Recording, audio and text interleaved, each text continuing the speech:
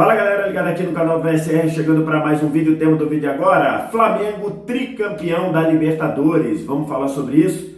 Já pedi para você me ajudar deixando o like, se inscrevendo no canal aqui embaixo e, claro, compartilhando o conteúdo, copiando o link do vídeo, espalhando nos seus grupos de WhatsApp, Telegram, porque o Flamengo entrou para o hall dos tricampeões da Libertadores. Neste momento, é um dos brasileiros que mais conquistou o maior torneio de clubes, maior torneio de futebol das Américas. Acabou agora há pouco batendo o Atlético Paranaense por 1-0, mais um gol decisivo de Gabriel Barbosa, o Gabigol, e assim o Flamengo se junta a São Paulo, Santos, Grêmio e Palmeiras como um dos maiores campeões brasileiros do torneio, todos eles com 3 títulos. Esse título do Flamengo tem uma marca importante, que é ter sido conquistado de forma invicta. Ninguém derrotou o Flamengo no torneio. Aliás, por muito pouco, o Flamengo não conseguiu ganhar a Libertadores com uma campanha perfeita, com uma campanha de 100% de aproveitamento. No total, 13 jogos, 12 vitórias e um empate. Empate com o Tajeres, 2-2, num jogo que o Flamengo conseguiu, ganhava até a reta final por 2-1, acabou tomando um empate no fim. Ainda na era Paulo Souza, um dos jogos da primeira fase, da fase de grupos, e o Flamengo termina essa Libertadores com uma campanha inquestionável, né? 13 jogos, 12 vitórias, um empate, muitos gols, muitas goleadas, uma campanha que mostrou o poderio que o Flamengo tem no torneio, uma campanha que mostrou o quanto o Flamengo hoje se mudou, se modificou para encarar a Libertadores da América. Já falei sobre isso algumas vezes aqui no canal, e esse tricampeonato, e de forma invicta, né? Foram só, no total, o Flamengo é o 7º time a ganhar a Libertadores de forma invicta, é muito relevante e muito impactante. O jogo final, mais uma vez, um jogo aquém do que poderia ser. O Flamengo jogou primeiro tempo, a primeira meia hora do primeiro tempo, pior que o Atlético Paranaense, dentro do que cada um queria fazer. O Atlético Paranaense que conseguiu encaixar muito bem as marcações, as perseguições. Então você tinha Hugo Moura colado no Arrascaeta com muita dificuldade.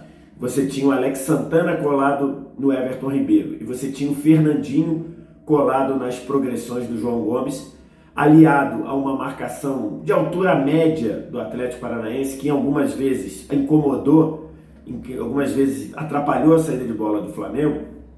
A gente tem uma primeira meia hora melhor para o Atlético Paranaense, tem ali pelo menos 2 boas chances de gol, uma com o Vitinho pelo lado direito que o Santos espalma junto à sua trave esquerda, e a outra, a melhor chance do Atlético Paranaense no jogo, que foi uma bola depois de um lateral, que a bola acaba o Flamengo errando o tempo de bola na cabeça, e o Alex Santana mata a bola e finaliza, a bola sobe. Foi a melhor chance do Atlético. A partir dos 30 minutos, me pareceu que o Atlético foi dosar um pouquinho a energia, e ao fazer isso foi começando a dar mas começando a dar um pouco mais de espaço para o Flamengo, em especial pelo lado direito. Antes do gol sair, o Flamengo já estava começando a conseguir achar espaços pelo lado direito. Ali pelo lado direito, o Pedro Henrique dá uma entrada por trás no Gabigol e leva o cartão amarelo aos 28 minutos, se eu não estou enganado. E aos 43, numa jogada em que o Pedro faz um pivô muito bem feito, mas ele exagera um pouquinho no passe, o passe sai um pouco mais longo do que deveria, o Ayrton Lucas consegue acelerar, chegar na frente do Pedro Henrique, adiantar a bola e tomar uma baita de uma pegada por baixo. Segundo amarelo, inquestionável, ok? Os 2 amarelos são inquestionáveis, são lances para amarelo, o árbitro deu, e aí modificou o jogo de uma forma drástica, porque o Atlético Paranaense perdeu a capacidade de pressionar. O Flamengo logo depois acabou fazendo o seu gol numa bela jogada de Everton Ribeiro e Rodinei pelo lado direito. O Rodinei espetou a bola nas costas da zaga, o Everton Ribeiro cruzou e o Gabigol entrou no segundo pau livre para fazer 1-0, e aí o jogo estava modificado. O Filipão até falou, o Filipão questionou o lance do primeiro amarelo, que eu discordo dele, para mim lance claro de cartão, mas ele falou um ponto que a gente precisava virar o intervalo sem tomar o gol, o Filipão falou, e acabou que não conseguimos, isso modificou completamente o jogo. Foi aquele momento ali que o Atlético estava meio perdido, o Filipão ficou naquela, tira ou não tira, troca ou não troca, para botar o zagueiro, o Matheus Felipe, e na hora do gol estava o Fernandinho como zagueiro, então estava um time bagunçado, um time que deu espaço pelo lado direito, e o Gabigol fez o gol. No segundo tempo, praticamente não teve jogo, né? O Atlético sem capacidade de pressionar, depois que o Terans entrou, ainda deu uma finalização da esquerda que o Santos bateu roupa, uma cobrança de falta da meia direita que o Santos defendeu sem susto. O Atlético não teve em nenhum momento perto de fazer gol, o Flamengo teve 2 boas chances só, o Flamengo não produziu depois no segundo tempo, poderia ter, mas você fala, mas a responsabilidade era do Atlético, verdade, né? Quem tinha que correr para empatar o jogo era o Atlético Paranaense, mas o Flamengo poderia, com 1 a mais, tendo um time melhor, poderia ter produzido mais. Acabou que não fez falta, 1-0 serviu para o Flamengo, mas fica esse ponto aí. E aí o tempo foi passando, o Flamengo teve uma chance com o Gabigol no começo, que ele chutou de pé direito e não é o bom, né? E o Santos pegou, e o Bento pegou, perdão. Depois teve uma outra finalização que o Pedro conseguiu ser acionado na área, ele bateu e a bola subiu. Então foram as 2 chances do Flamengo e no fim, o tempo passando, o Atlético sem conseguir pressionar, o Filipão foi enchendo o time de atacante, ele termina com Canóbio, Pablo, Rômulo e Terans, né, tentando empatar, não conseguiu e o Flamengo foi campeão. É importante a gente dizer, destacar aqui, o Flamengo da primeira fase, o Flamengo da fase de grupos, era o Flamengo do Paulo Souza, era um Flamengo fadado ao fracasso, a verdade era essa. O Flamengo do Paulo Souza até ganhou os jogos na fase de grupos, 5 vitórias e 1 empate, porque era muito mais time que os adversários, né? E foi ganhando, foi conseguindo as vitórias e conseguiu a classificação com tranquilidade, né? Até fazendo uma boa campanha, tanto é que o Flamengo decide oitavas, quartas e semi no Maracanã. Mas era um time fadado ao fracasso. E aí você destaca a chegada do Dorival. Dorival que tinha passado pelo Flamengo no início, né, quer dizer, ele foi o primeiro técnico do início da era Bandeira, lá em 2013, que é o início da retomada do Flamengo, da reconstrução do Flamengo. Ele era o técnico do Flamengo quando assume essa diretoria de 18 para 19. Em nenhuma das duas ele ficou, né, por uma questão de dinheiro lá, ele acabou tendo que sair em 2013, logo no começo da temporada, e para 2019 nem ficou, nem foi trocado, né? Tudo bem, era uma, digamos, uma prerrogativa da nova direção, botar alguém de confiança, então, mas nas duas situações ele fez bons trabalhos. Ficou sempre aquele gostinho, pô, Dorival, e quando demitiu o Paulo Souza, que foi um fracasso, o trabalho dele foi um fracasso, trouxe o Dorival, e o Dorival tem muito dessa conquista. Embora você tenha críticas a se fazer, a postura do time na final contra o Corinthians, a postura do time em parte do jogo de hoje, em especial no segundo tempo, o Dorival tem muito mérito nisso. Para começar, ele recuperou jogadores que a gente imaginava que não pudesse, ou a gente, né? Que muita gente imaginava. Eu, por exemplo, cheguei a duvidar se o Felipe Luiz poderia jogar, poderia continuar jogando. Cheguei a duvidar que o Davi Luiz pudesse jogar no nível que se imaginava. O Everton Ribeiro jogava muito mal. O Léo Pereira, na época, não podia vestir a camisa do Flamengo de tão inseguro, de tanta cobrança. E o Dorival tem esse mérito, né? Ele recuperou os jogadores. O Felipe Luiz fez uma temporada brilhante na mão dele. O Davi Luiz virou um dos melhores zagueiros da temporada. O Léo Pereira virou um zagueiro que ninguém tem nada para falar. O Everton Ribeiro voltou a jogar num nível de seleção brasileira. A verdade é essa. Para mim, o Everton Ribeiro foi o melhor em campo na final. E ele fez o que ninguém tinha feito até aqui, que era coexistir, funcionar bem Gabigol e Pedro. O Gabigol precisou de uma certa adaptação.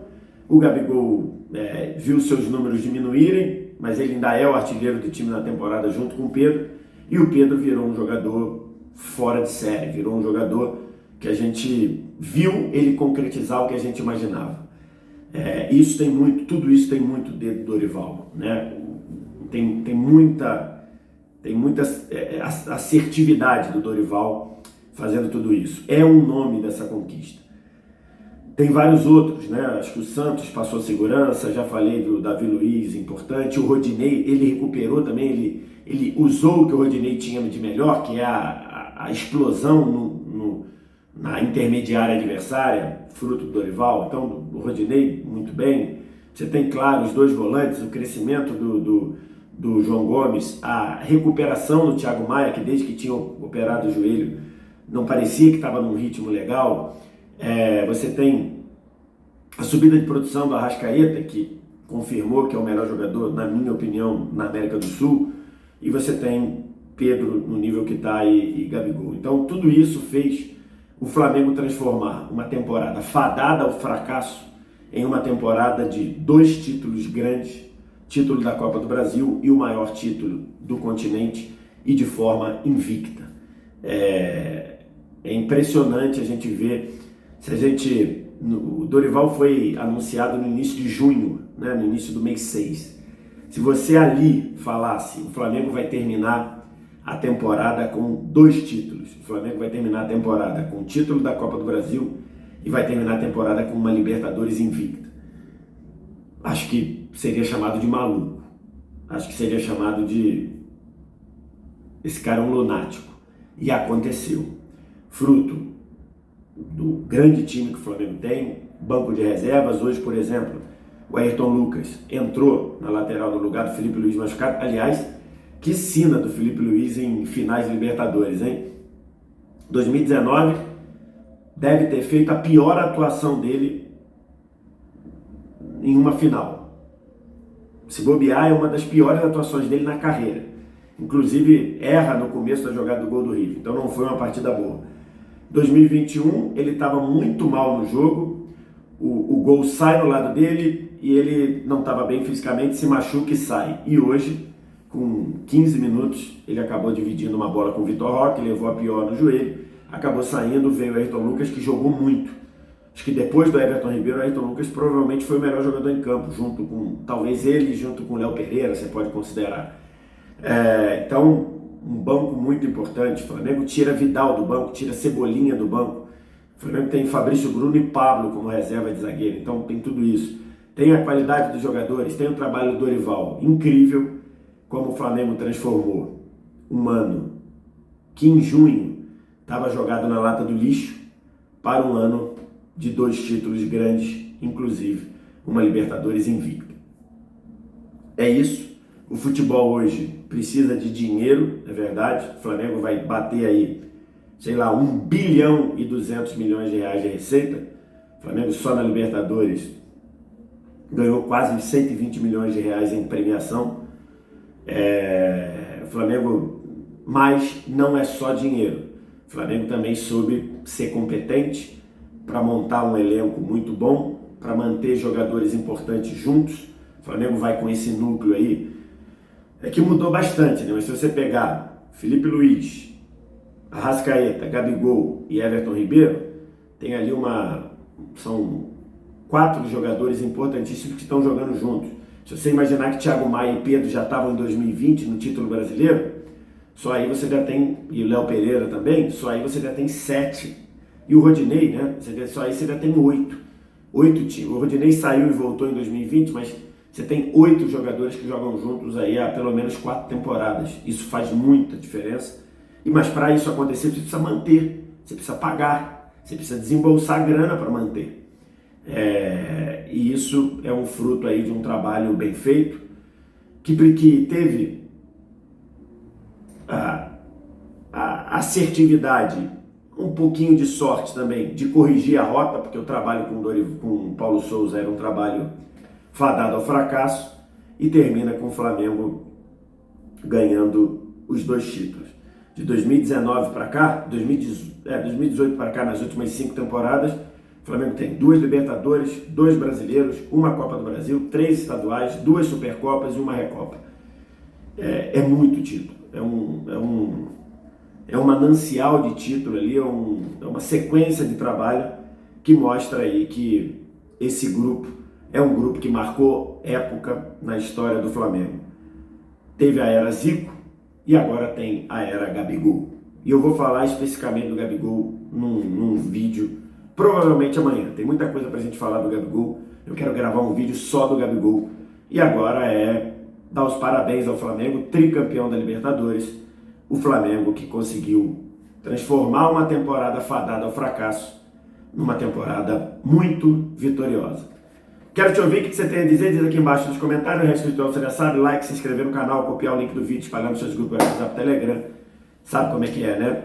Preciso de vocês para fazer aqui o canal girar. Sininho das notificações lá no canto. Obrigado demais pela audiência. Valeu. Tchau.